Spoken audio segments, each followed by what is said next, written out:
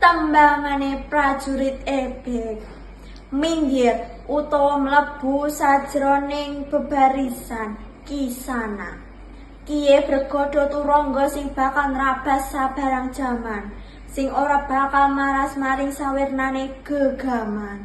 Ora mingset mergo panase palagan sing agi kobaran, apa maning mung nrajang kukus owaging sire kahanan. Minggir utawa mlebu sajroning bebarisan kisana.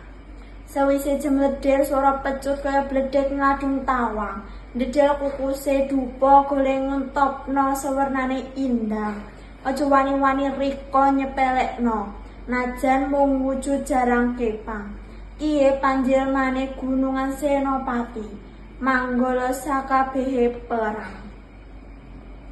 Mayuh Bali maring tetembangane kaki nini sing gawe ati wene, merga sawise ning kalangan ngumandang gending eling-eling. Langka dalan liya sing bisa dituju kejaba kudu bali maning.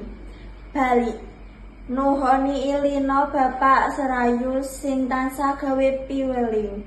Mulih maring antenge kaki slamet sing tetep golek njaga pepeling.